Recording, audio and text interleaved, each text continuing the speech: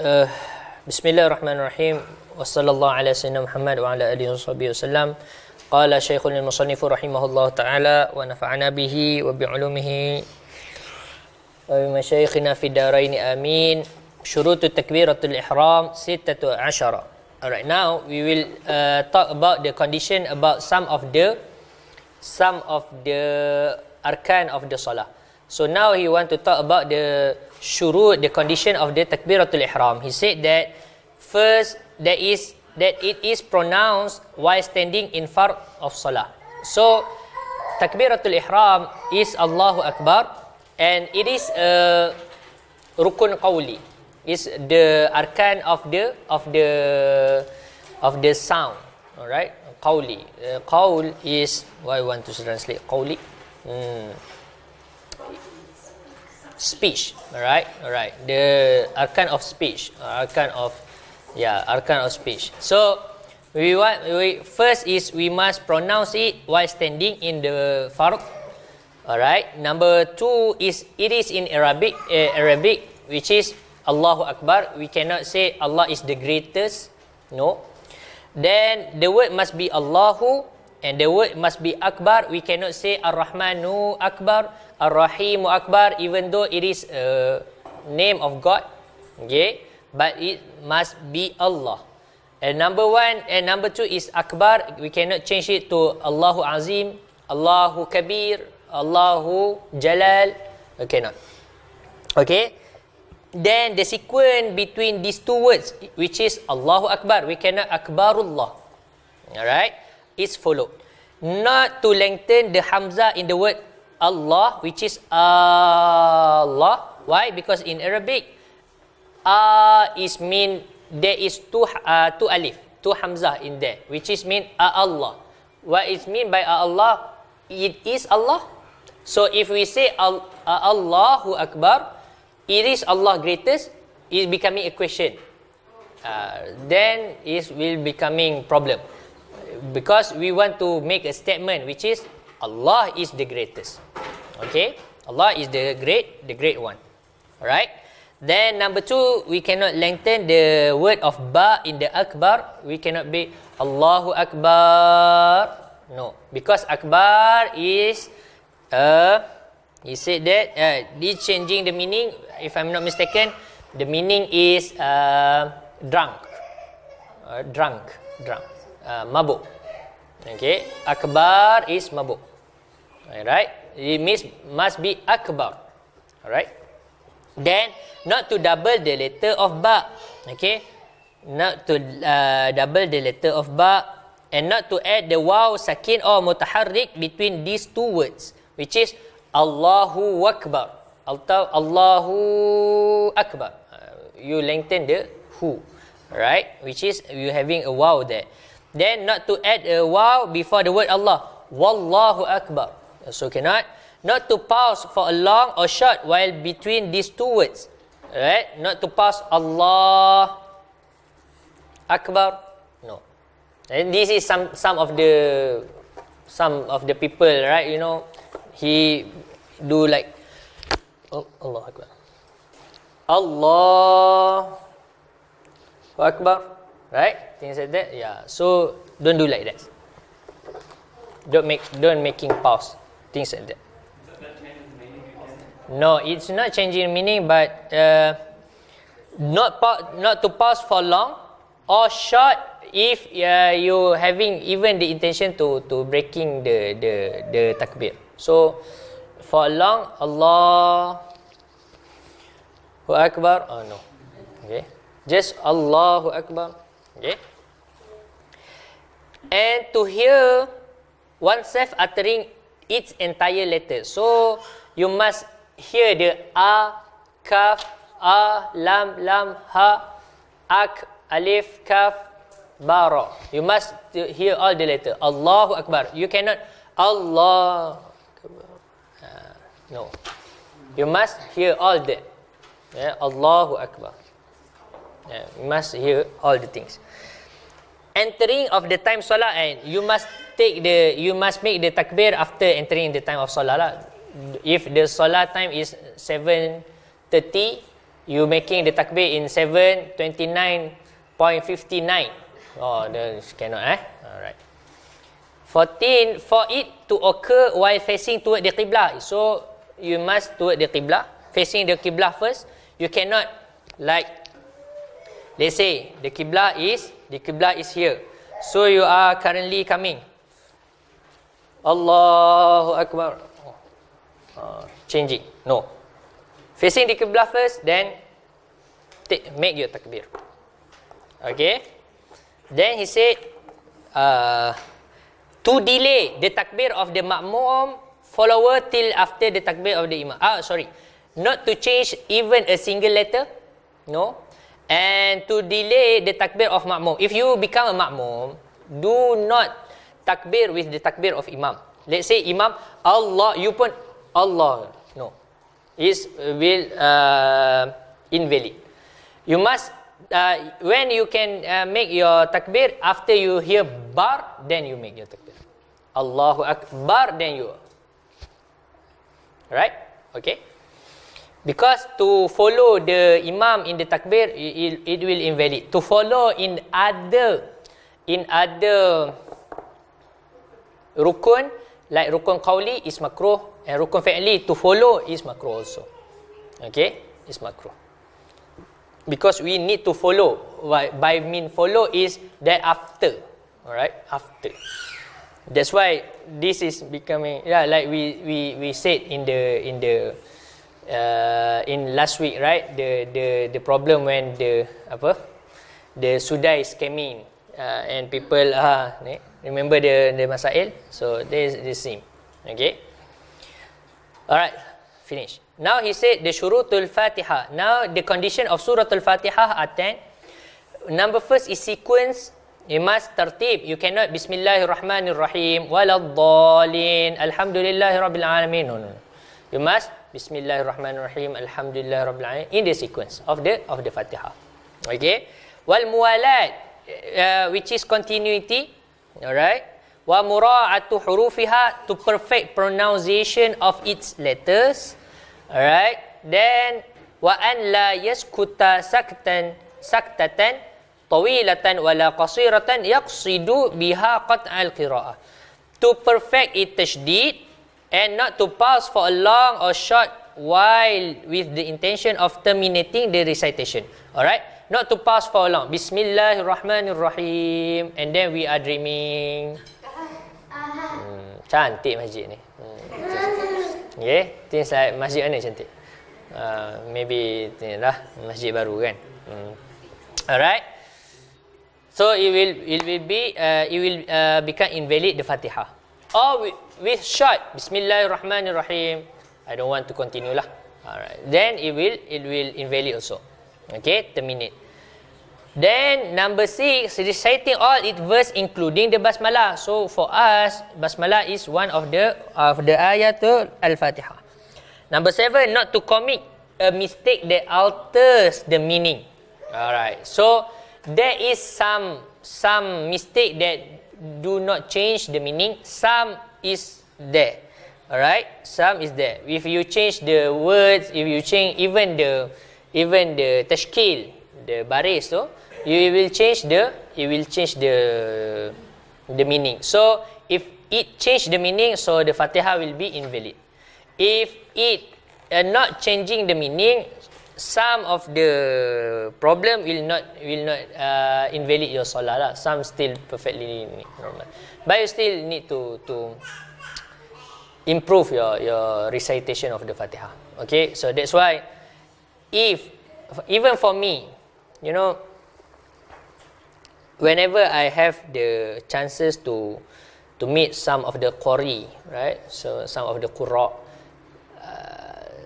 I think I already met about 10 of the teachers of the Quran to check my Fatiha. You know, and every single time there is mistake. Okay? Just one single subtle mistake. Right? Like you doesn't open your mouth, you not closing enough, you close at the place you need to open. Things like Example, Siratal ladzina an'amta alaihim ghairil maghdubi alaihim. Right.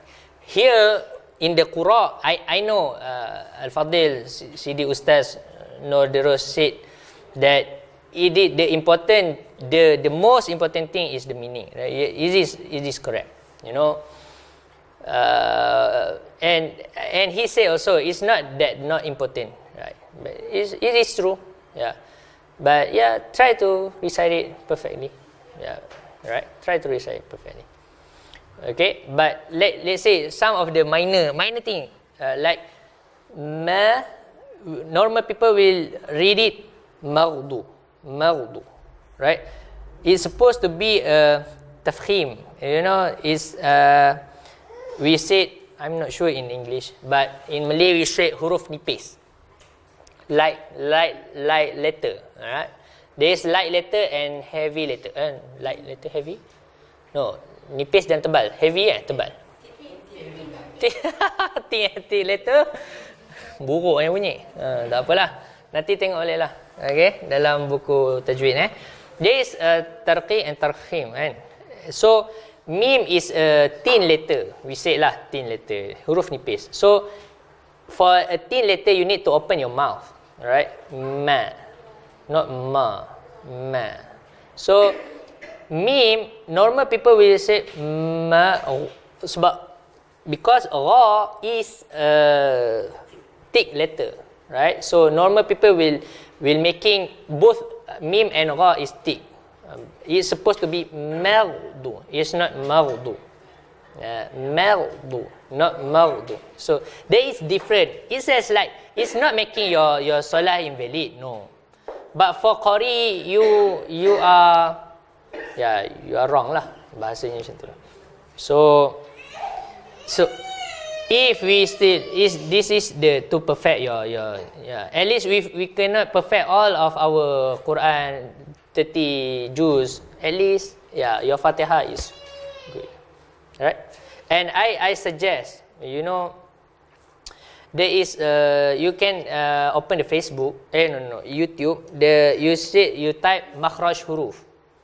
Makhraj huruf, right? Makhraj huruf. How to pronounce the makharijul huruf.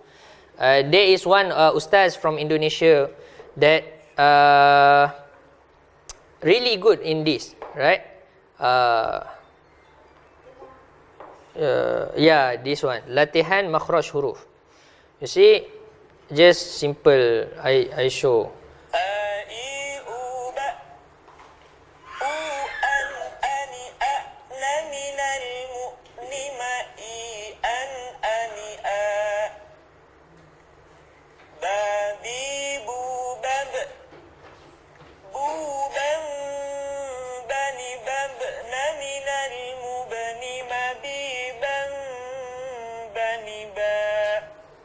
Okay, so see how he's pronouncing, how he open his mouth. Inshallah, you will see the difference and between the ba and the ba, between the ma and ma.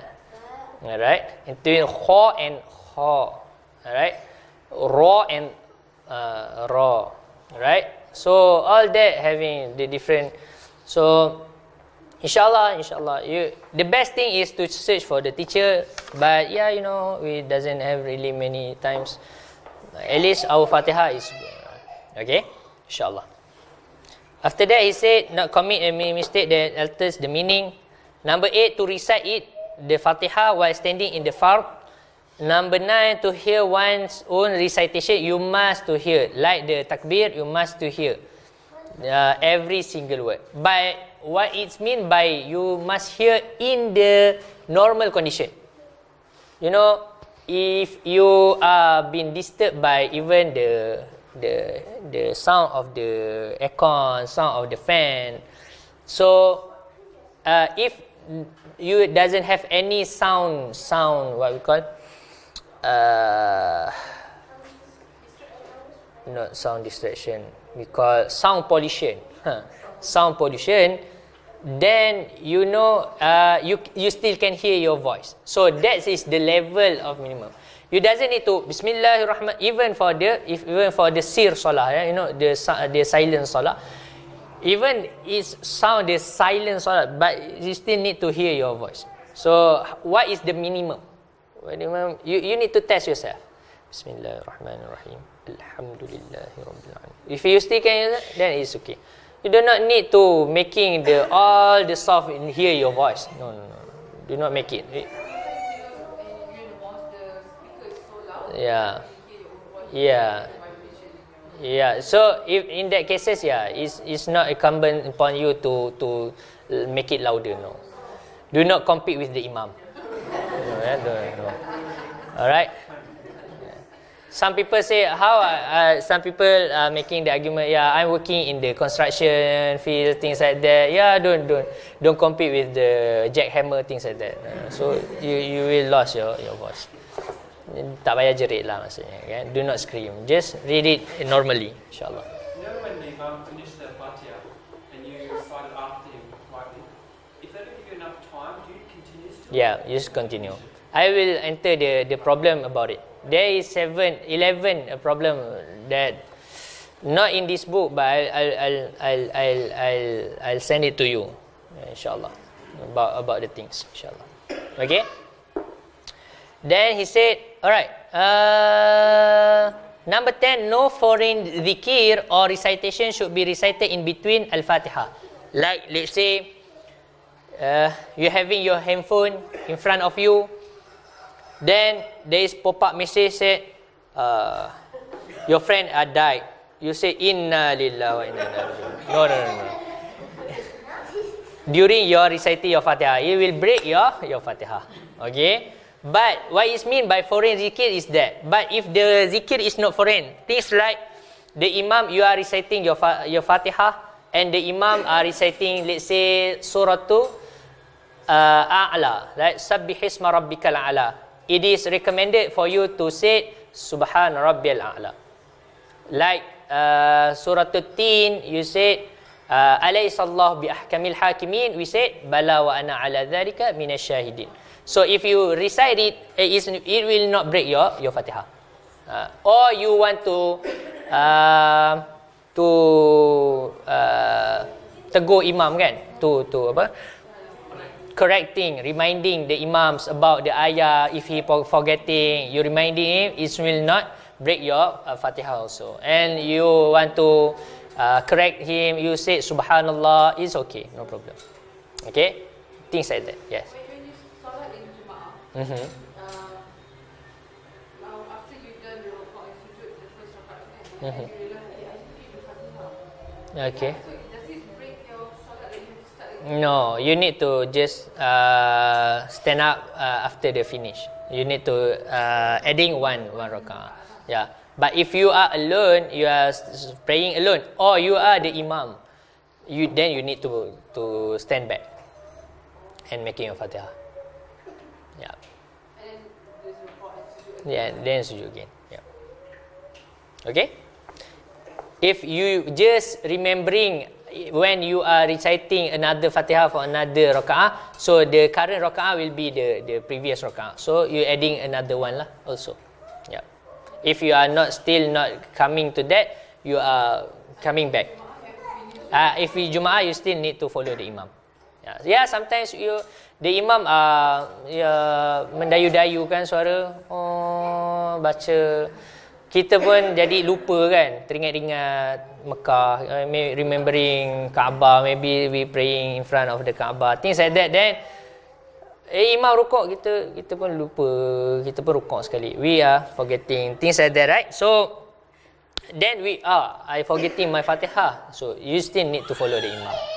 But if you just remember before the rukuk, you need to recite the Fatihah. Yeah, and you are giving, we call ma'zur. You are being giving to delay from the imam three long rukun, 3 long arkan, right?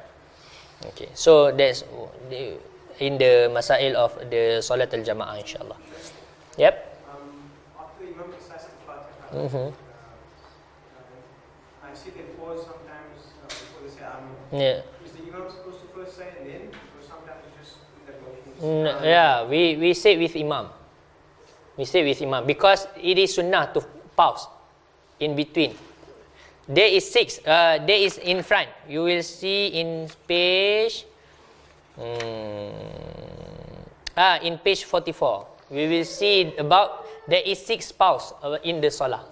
Okay, the one of it is in between the Fatihah and the Amin.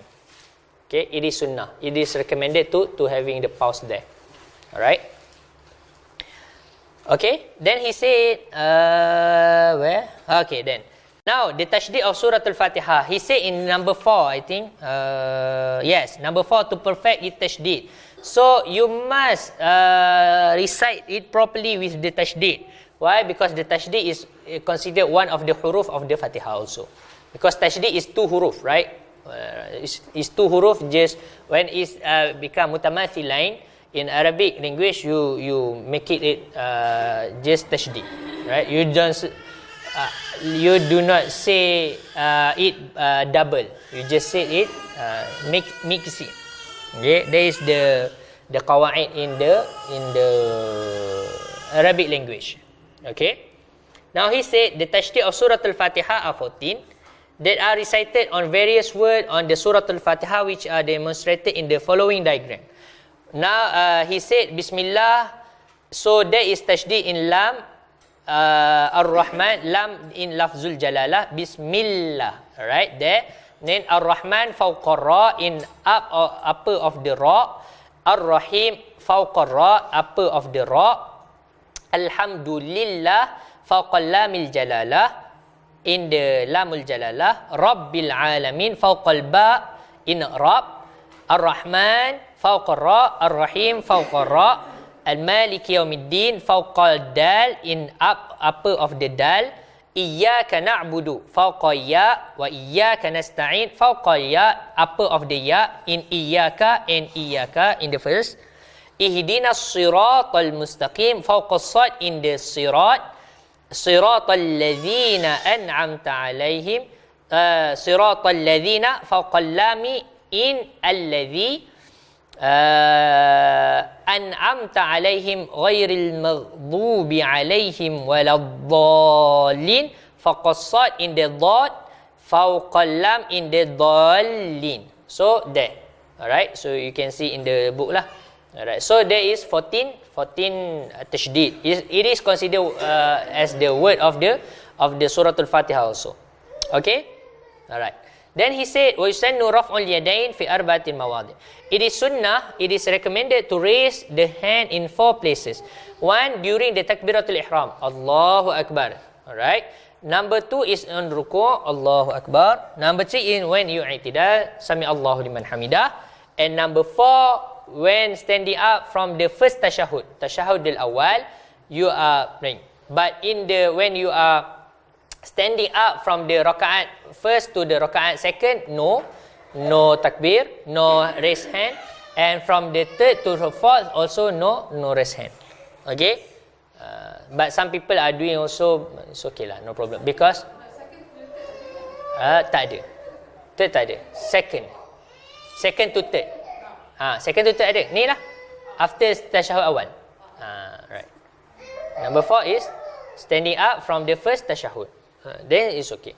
But there is opinions in Mazhab Syafi'i. Said also, Imam Ibn Khuzaimah said that one of the sunnah that our ashabina, our companions in Mazhab Syafi'i neglecting is the raising hand in every rak'ah. So there is opinions about that. But yeah, the one that we hold is that this is the only one that we raise the hand. Okay. So if we see somebody raising their hand, so don't complain lah. Right. Then he said, Shurut sujud is sab'ah. Now the condition of sajdah prostration are 7. Number 1, to prostrate upon 7 limbs. Where is the limb? The dahi, your jabhah, your forehead. Okay, he will say after this. So I just ni lah. Alright, after this. Then he said the forehead should be exposed, so you cannot close it like this? No. At least the minimum requirement. It is just sebahagian we say. Just a part of. Right. If here still we said that the jabha is still near, then it's still okay. Okay. Then he said to make sajdah by resting on the head. What is mean by that? Do not. Some people are pushing their head. Right. To pull. No. What you want to do? Then. Just what is mean by resting the head is you just letting your head going down, just like that. Do not make your tengkuk, your neck cramp. Don't press on that. Alright, just letting it. What is mean by letting it go? Letting it down is if the carpet is kind of comfy, things like that, right? It will going down, just like that. It's not, and when we taking it up, it will coming back. If you press it and it not coming up back, then it means you're pressing it. Do not do like that. So sometimes the surface is not Even. even. Yeah. Okay. If we play outside, for example, Jumaat, so we just want to make sure all our forehead meets the. Then it's okay lah. Boleh lah. Alright. Number 4, not intended anything but sajdah. What is mean by this is like this. Ni kena berlakon ni. Okay. You know, this is normally happen when in Ramadan. What happen in Ramadan? People are playing. These kids, crazy kids lah. Playing, the children playing what? My merchant. So when they are boom, kita sujud. Kita terus sujud. Okay? And memang time tu nak sujud. We are in the i'tidal and we want to sujud. But we sujud initially because of terkejut. Because of surprise, right? So then we said, oh dah sujud dah. Alang-alang sujud je lah terus. No, you cannot. You must get up back, then do it. Okay. It will be distracting and people they won't know what you're doing. So why is it? Macam mana? Because the other people in the Jemaah will say, wait, distracting the Jemaah. Like, why is he doing that? Oh no. If all the jamaah also want to go down, but you going down because terperanjat kan? You melatah. When you get up and you. People will get distracted in Uh, class. you need to explain that. Explain that you must not intend anything but sajdah. Alright? Or things like in i'tidal also the same, right? The kids playing, throwing the shoes, things like that. You mengelak tu you rukuk kan? Tu je. Alright? You still need to going back and then rukuk. Okay? Must not make intense other than the rukun itself. Alright? Okay. Number 5, not to prostrate on something that move with one's own movement. This one I need a prop. You have anything kain things like that? No, kain. Okay, let's say this is normally happen to women or even for men lah. Okay, he said what? Do not prostrate on something that move with one's own movement. Normally, when this is happen to women, when praying in the R&R, so or in a place that not really clean, kan? So what the woman do? So she do what? She this is the telekung, alright? When they want to make the sajdah, so they don't bring the sajdah. What they do? They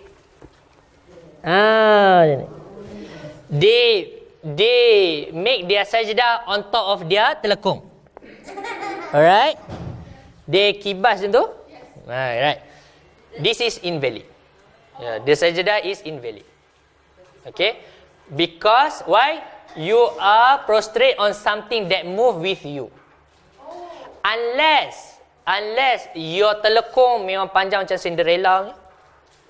Okay, yang you berjalan memang tak bergerak juga, it's not move with your movement, then it's okay. Like you're praying, right? You move, the telekung on the floor not moving and at all. So then if you praying on top of that, You saying that the part of your outfit that you're wearing is already covering, so you just go ahead and prostrate, which is, the thing is not moving with you when you... Yeah.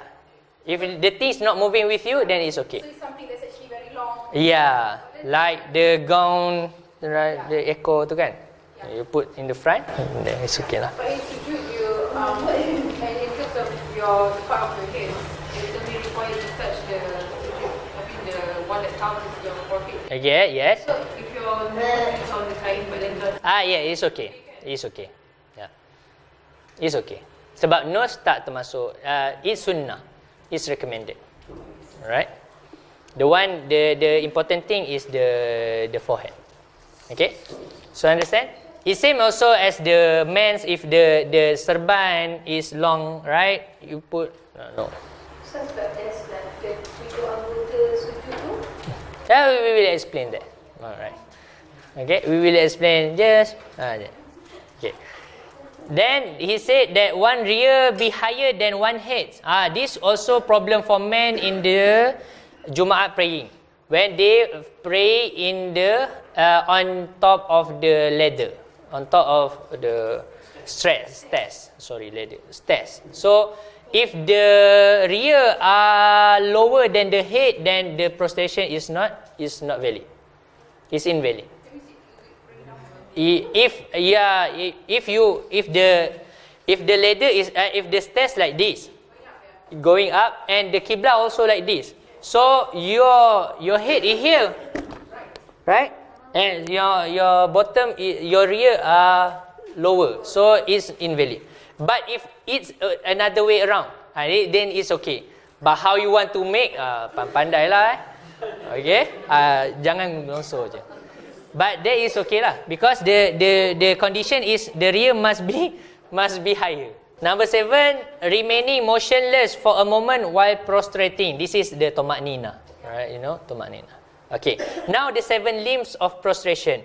The number first is forehead. So about a part of forehead. Anyway, anywhere. We consider it as forehead. Is even touch a part of it, then it's okay. Okay. Both palms, okay, palm here, all right. So the palms is okay to put on top of the anything. The one that cannot be lapis is only the head, all right. If the hand you use handkerchief, gloves, things like that is okay, no problem. Same as the leg lah, both knees. And the portion under the toes of each foot, okay, each foot, the portion of toes or toes of each foot, all right. So it must be like this. You cannot. This must be something like this. You cannot just things like just like this. Cannot. Just like tegak je, kan? Macam tu tak boleh. Ni mazhab Hanafi, alright. Macam ni tak boleh. Dia mesti kepak sikit. Need to bend it. Alright. To bend a little bit. Hanafi. Okay. Alright. Selesai? Khalas. Yes. If we prostrate at our lapik dengan telekung, then... Ini okay. No problem. Yang tak boleh dahi je. Alright. Then he said tashdid of tashahud. Alright, now he want to talk about the tashdid of tashahud. Why? Because the tashahud also is the rukun of the speech. Alright, they said there are 21 tashdid that are recited in the tashahud. 5 are their completion and 16 are minimal of the tashahud. All are demonstrated in the following diagram. So he said that at-tahiyyat ala ta wal ya mubarakat as-salawat ala sad at-tayyibat ala ta wal ya lillah ala lamil jalalah as-salam ala sin on top of the sin alaika ayyuhan nabi the istri ala ya in ayyuha ala nun in an-nabi ala ya in an-nabiyyu. Alright. Wa rahmatullah ala lamil jalala, on top of the lamul jalala, in the name of the Allah there. Wa barakatuh. Assalamu ala sin, on top of the sin in assalam. Alaina wa ala ibadillah. Ala lamil jalala in lafzul jalala in Allah. As-salihin ala sad, on top of the sad. Ashhadu an la ilaha illa on ala alami alif illallah ala lami alifin wa lamil jalalah. Alright. Alright, in the illa there is a tashdid. Okay. Wa ashhadu anna ala nun in anna Muhammadan Rasulullah ala mimi Muhammadin wa ala ra wa ala lami lafzul jalalah. So this is the tashdid. There is 21 of the tashdid in the complete of the tashahud akhir. Okay. So need also to recite it with the right tajweed of the tashahud akhir. This is one of the people neglecting to recite it properly. Alright? Like ashhadu at-tahiyatul. So that is wrong. The at-tahiyatul mubarakatuh salawatut tayyibah, not salawatut tayyibah. Alright? Salawatut tayyibatu lillah. Assalam, not assalam. Assalamu alayka ayyuhan nabiyyu, not ayyuhan nabi. Nabiyyu, not nabiyyu. Wa rahmatullahi wa barakatuh. Alright? Now. Khalas. Faslun tashdidu aqalli salah ala nabi arba'ah. Allahumma salli. Allahumma ala lamil wal mim. In Allah, in lam and in the mim. Salli ala lam ala Muhammadin ala al-mim, on top of the mim. Okay. Aqallus salam is assalamu alaikum, and tashdid of the salam is assalam in the salam, on top of the sin. Right. Khalas. Right, now we will enter the awqatus salah. The times of the salah are 5. The first time, the salah of fard, right? The salatul fard. So the time of zuhur begin after the sun descend from its zenith, zawal, and it ends when the object shadow equal its length in addition to the length of its shadow at the time of zawal. Now, let's say this is our pole. Our pole to monitor the waktu salah. When the sun is above, we set in the zenith. Alright.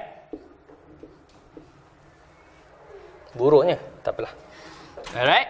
So supposedly at certain angle, supposedly there is no shadow. Normally, I think if I'm not mistaken, in the Saudi there is no shadow. Alright, because they really in the, I'm not sure what is the position of the place lah. Alright, because our earth is, we said the paksi macam ni kan, so okay lah. Alright, so supposedly not shadow, but if we see in Malaysia we have a slight shadow here. Alright, but what is mean by entering the waktu of zuhur is when the sun is going slightly, dia dah turun. We say that descend from its zenith. It mean by that the sun is here, berubah dekat sini, sikit je. Alright. So what is mean by that is the length of the pole is adding a little bit. Alright, a little bit, just a small amount. Okay, so the position move is about around 1 degree movement is about 4 minutes. Okay, 1 degree is about 4 minutes. So that's why we said the waqt tahrim, the time of that we cannot pray is really short. Actually, it's about just 4 minutes before zuhur. Okay, that is the time that where you cannot do the salatul sunat. Alright, any solat sunat that without any sabab or any waktu. Okay, so this is the waktu zuhur, when the length is adding a little bit. So The time of asar begin when the object shadow equals its length in addition to the length of its shadow at the time of zawal, and end when the sun set. Alright. So let's say here is 2 meter.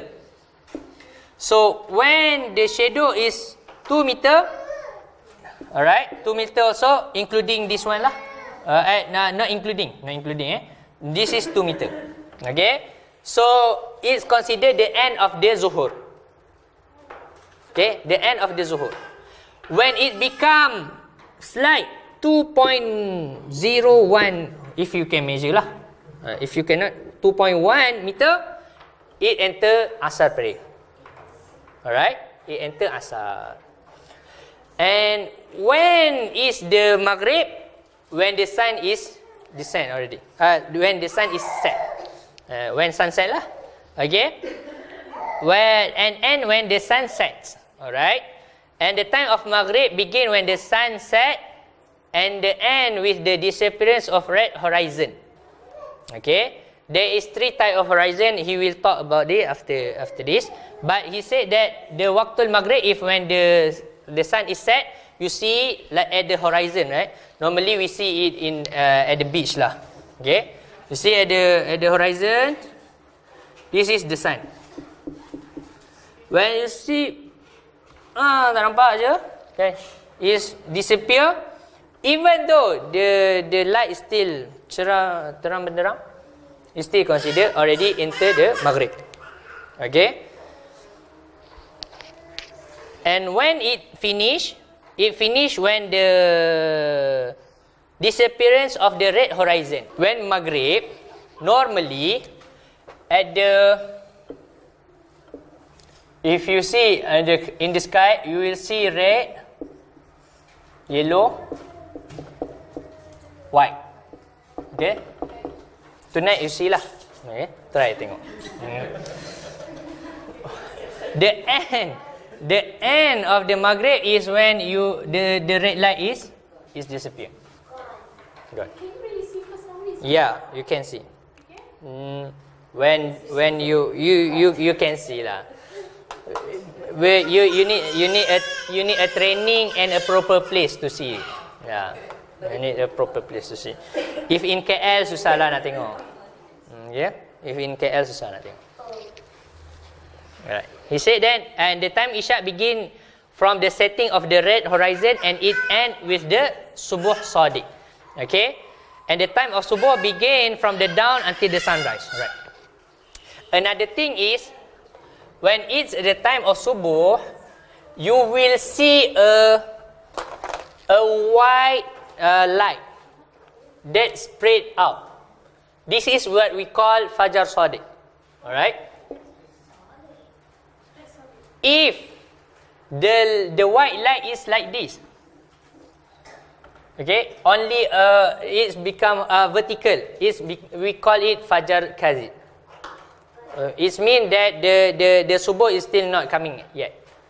But if we see the whiteness of the sky is spread out like this, then we call it fajar sadiq. Alright. Then there is the subuh time already come. There is people sharing it in Facebook. I try to put it in the slide next week, inshallah. He said there are 3 types of horizon: red, yellow, and white. The red horizon is at the time of maghrib, while the yellow and the white are the time of isya. It is sunnah to delay the solat of isya till the yellow and white horizon disappear. Alright, this is another problem. Some people asking me, can we delay the isya prayer? I think like we sleep first, then we wake up and pray isya with the tahajjud. Yeah, things like that. We said that the general rule is to pray early. Alright, early waktu, the ni lah, awal waktu. Okay, the early of the time, early time. But some conditions, some waktu like zuhur, alright, it is recommended to pray a little bit late. For what? To making the what we say, the condition a little bit cool. You know, because normally this is the reality in the back then. In the 1 a.m., 1 p.m., things like that, it's really hot. So normally they are delaying it up until 3 p.m. Then after that, then they are solat. This is some of the amal in some of the pondok, pesantren, things like that. And this is the amal of mazhab Hanafi. That's why they praying a little bit late. They azan in 3 p.m. It doesn't mean that just, the solat prayer just enter in 3 p.m. No, but they praying it a little bit late. They have that kind, and we have also that things, but we not normally do it lah. We not normally do. We normally solat awal waktu juga. Okay, but if you see some masjid India, things like that, they do things like that. Yes, asal also they do it dekat-dekat nak maghrib, 5:30, things like that. Yeah. Alright. So that is the reason lah. The reason. Alright. I think we finish with this last thing about the time of the solah. He said tahrimus solah, the time when the solah is haram. What is mean by solah is haram? The solah to sunnah. Alright. You know the prayer of the recommended prayer. You have several types of recommended prayers. Okay. But I think we read it first. He said there are 5 times in a day which it is haram to offer those solah which do not have an immediate or preceding cause. Alright, so if you doesn't have wala muqaran fi khamsati awqat, muqaddam wala muqaran means that if the cause is not immediate or preceding, so you cannot pray the solah in these 5 times. Okay, unless it is in Masjidil Haram first. He said that we cannot offer these 5 times in a day during which it is haram to offer those solah which do not have an immediate or preceding cause. Like this. If you are entering the masjid, even at any time you can pray the tahiyatul masjid. Okay, because the cause is preceding. You're entering the masjid first. Alright. If you are taking the wudu, you can pray the sunnah wudu, solat sunnah wudu at any time because the cause is preceding. But salatul hajah, the hajah is coming after, so you cannot pray in these 5 times. I don't understand the last part. Salatul hajah, you asking the hajah. The hajah is coming after the salah. The cause is coming after the salah, not before the salah. So if coming after the salah, you cannot pray it in these 5 times. Understand? Before you perform the tahiyatul masjid, then you enter the mosque, then you baca tahiyatul masjid. But salat hajat, you do the salat first, and then your hajat comes after the salat. Yeah. So you have to pray. Yeah. These 5 times that we say haram to pray, if the cause is after, coming after. Right, after the solat, like istikharah. Istikharah, the thing is coming after, not before. Alright, so istikharah we cannot pray in this time also, and other things lah. Alright, okay. Tak faham? Saya lagi dalam bahasa Melayu lah. Macam ni. Okay, hopefully can lah kan. Minta maaf lah audience yang nak dengar rakaman nanti. Macam ni, kita kata solat ni waktu bila pun kita boleh solat, tak ada masalah kecuali 5 waktu. Okey, 5 waktu ni haram solat yang mana kalau solat tu sebab dia datang kemudian. Kalau sebab dia datang bersama atau sebab dia datang sebelum, maka kita boleh solat walaupun pada 5 waktu ni. Contoh, solat sunat wudu. Solat sunat wudu, kita ambil wudu dulu. Jadi barulah datang kesunatan solat tu. Alright, so dia datang selepas sebab dia. Solat tahiyatul masjid datang bersama-sama dengan masuk masjid tu. Jadi kita boleh solat walaupun pada waktu haram. Lepas asar, lepas subuh. Okey, boleh. Sebab kita masuk masjid time tu, jadi sebab dia datang sama. Tapi solat hajat, sebab dia datang kemudian. Kita solat hajat dulu, baru dapat hajat tu. Solat istikharah, kita solat dulu, barulah istikharah mimpi tu datang. Okey, barulah benda yang kita nak tu datang. causes tu kan. Jadi dia datang selepas. Boleh? So sama juga solat sunat ihram. Solat sunat ihram tak boleh juga sebab kita solat dulu baru pakai ihram. Kita baru niat ihram. Tak boleh. Okey, sama. Boleh Alright. Itulah, minta maaf lah bahasa. Sorry lah. So when these 5 times, number first is at the time of sunrise until the sunrise to the extent of height of spear.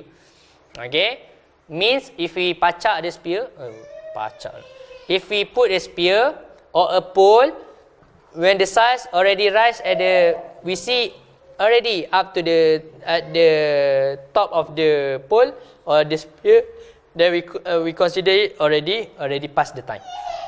Okay. Number 2, at the time of sun at its zenith, like we said, it is zenith 4 minutes or 2 minutes before the zuhur, until it declines, except on the Friday. Okay, except on Friday. At the time of sun become yellow pale until the sunset, after the subuh salah until the sunrise. Alright. Now, the 3 is about the time. The 2 is because of our action. Okay. First, even though we said we pray subuh awal waktu, alright, at the earliest time. Let's say the subuh is about 6 a.m. We pray subuh. 10 still dark, then sun still not rise, but you still can the salat already haram for you after that, because you already pray the subuh. It's same as asar. Even though the sun not yet become yellow or pale, the salah already invalid for you. It's haram. The time is already haram for you to make any prayer. That's why if you jamak, alright, you jamak, so you pray your asar in the waktu zuhur. After that until sun set, maghrib, is haram for you to make any salah of this. Okay. Haram means if you do, that means you dosa lah. Dosa yang tak sah pun solat tu. Solat tu tak jadi. Yang mana yang invalidate masa kita jawab apa yang wherever it went to do in this 5 times. Saya tak tahu. Unless this dekat Mekah. Okay. Any area he said any area within the haram Mekah. Tanah haram. Within the tanah haram. In the Jeddah tak kira lah. Within the tanah haram. Within the boundary of tanah haram, even though not in the masjid, still consider. Because some of the scholars said that even the tanah haram, the Mecca sanctuary also consider having the bounty of like a masjid. Yeah. Madinah, he said in here in Mecca, but Madinah, I'm not sure. I need to check back. Yeah, Mecca is confirmed. Madinah, I'm not sure. Alright, not sure. So we stop here. Inshallah, we meet again next week. Inshallah, hopefully I can make my slide. Inshallah. So wallahu ta'ala alam, jazallahu anna sayyidina Muhammadan sallallahu alaihi wasallam wa ahluhu. Bismillahirrahmanirrahim.